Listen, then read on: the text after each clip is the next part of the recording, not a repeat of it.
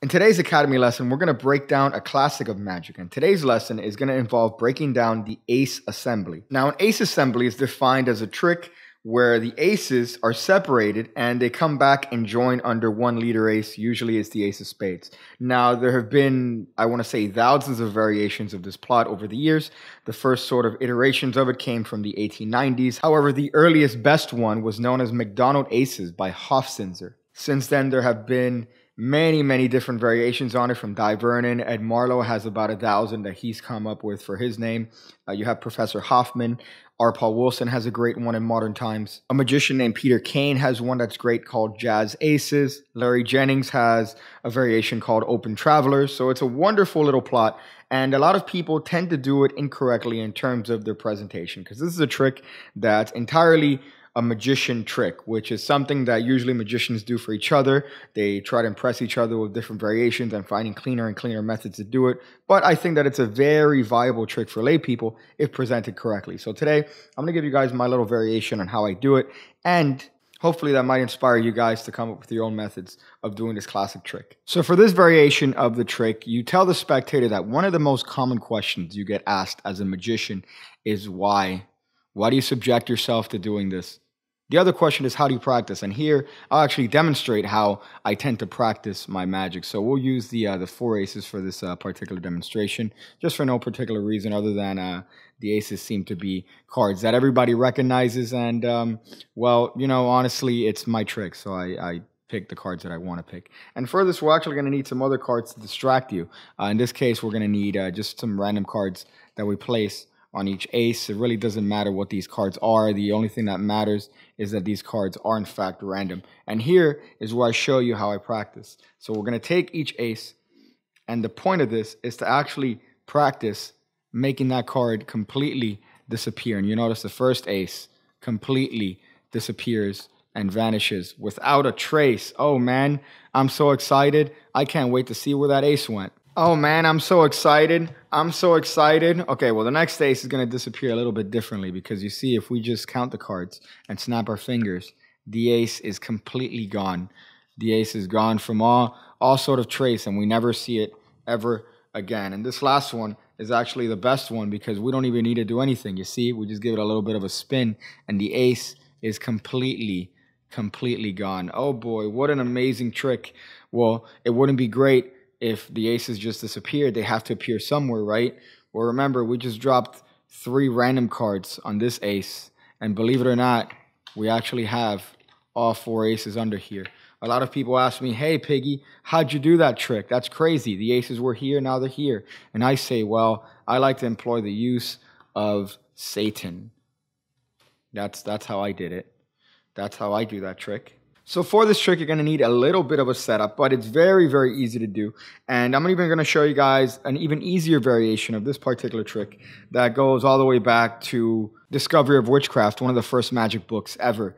I'll show you guys a variant on that, but this is just my variation, I think, with a very cute little ending showing the 666. You don't have to do that, but it's just something that I like to add to it just for a little bit of just a kicker, just that last kicker here. So for this, you just need a little bit of a setup in that you get the 3 sixes and you get the 4 aces. If you don't want to do the 6 finale, then you don't need the 6s, but you are going to need to have 3 X cards behind the aces, and that's the setup for this trick.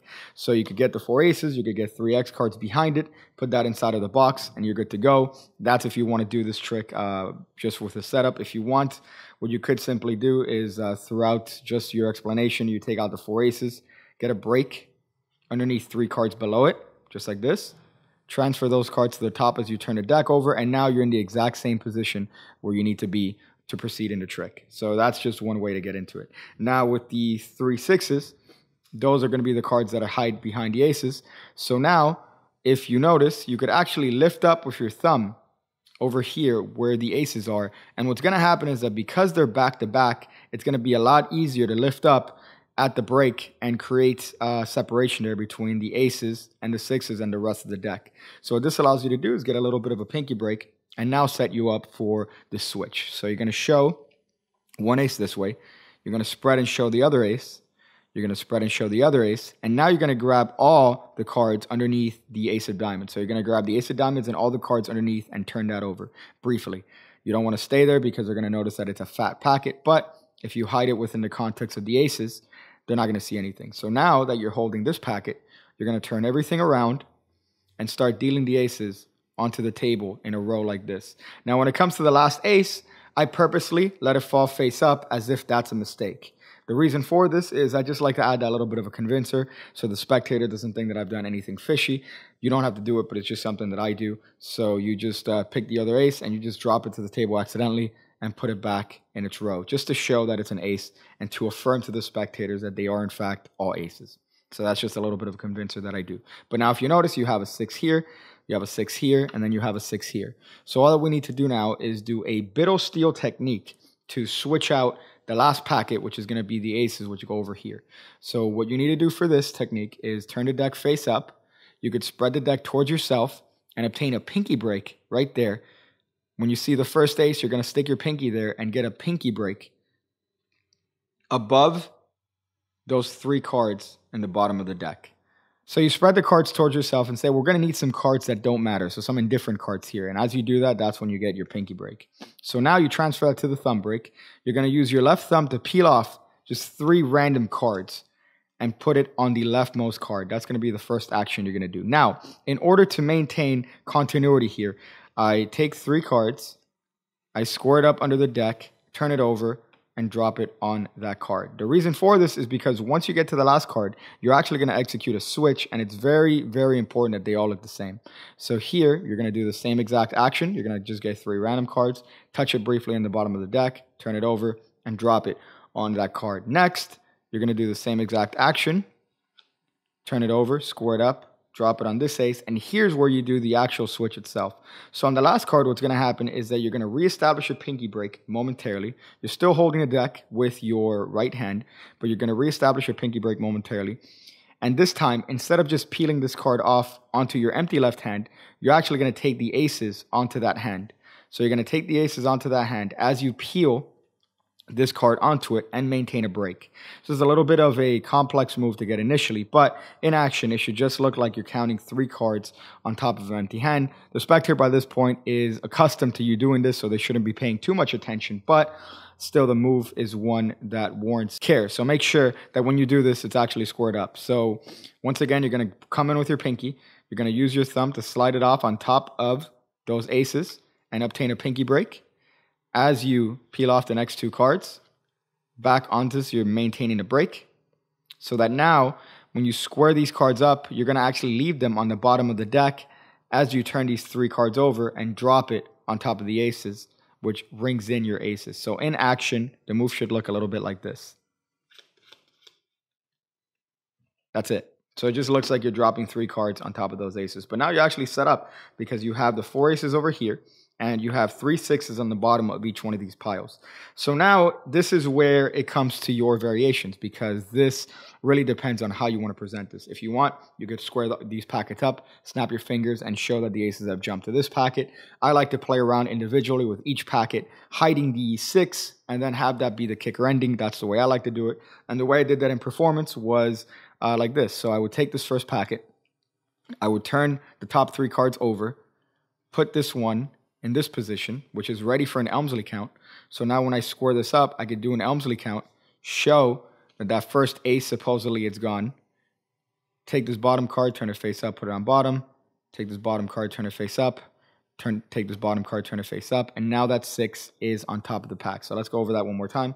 Remember, the aces are supposedly the lowermost cards of the packet. So what I do is I just take these 3 cards, turn them face up, insert that into the middle. And now when I square this up, I could do an Elmsley count to show that card to be completely gone. Remember, it's face up underneath this pile. Now here, the discrepancy is going to be that there's only 3 cards that the spectator sees. But that's fine. You don't have to worry about that particular thing for the spectators. Now this next one, I just pick up the packet and I do an Elmsley count. What an Elmsley count does is that it brings the 6 that was originally in the bottom, second from the top, which is the position that you need to be in. But what this does, apparently to the spectator, is that you just counted the cards off. So technically, the top card should be an ace. So now when you turn this card over, it's not an ace. That's the first surprise. You turn this over, and now you're going to execute another Elmsley count, but this time out jogging this face down card as you count it. So let's go over that one more time. So remember, this situation is with the 6 on the bottom. So I do an Elmsley count, just like this. They think this is the ace. I turn it over, show that it's not the ace. Turn this packet over. And now I do an Elmsley count, out jogging that card as I come to it. You notice that the 6 doesn't show up. Turn this card over and show it to be the 5 and the ace to be completely gone. That little count at the end is a John Bannon idea and a wonderful way to show a vanish of a card. And this last one, I don't even care. I just do whatever magic move, flex the card, turn these cards over, and openly show the 6. They're not going to care for it. So I show the 6. I do an actual regular count and show that there isn't, in fact, an ace. Now, of course, I say, oh, but the aces didn't disappear. I brought them somewhere. Matter of fact, I brought them underneath one flag here. In this case, all the aces went to this particular hand. And of course, that's going to be a wonderful little ending to that trick. And now you could say, how do you do that? Well, I use the work of Satan. And here you turn around these cards, and they are the 3 6s.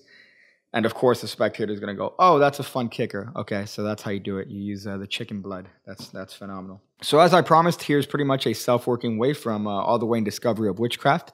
I know David Williamson and even Brian Brushwood have talked about this particular method before, but it's one that's very, very good and very, very deceptive. So for this, we have the spectator pick a leader ace. In this case, they could pick whichever ace they want. Let's say they happen to pick the ace of spades. That's fine.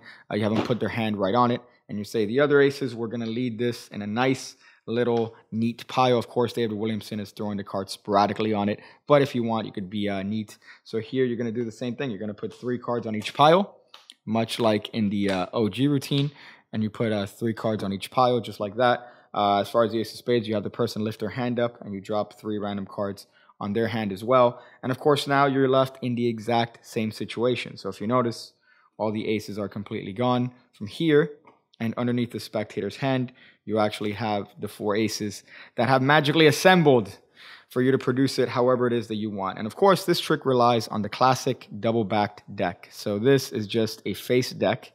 You're just taking the cards, and the setup for this is as simple as anything. You're taking half the deck and turning it face down, and that's it. So now you have a deck that is back-to-back, just like this, and you have the aces on top.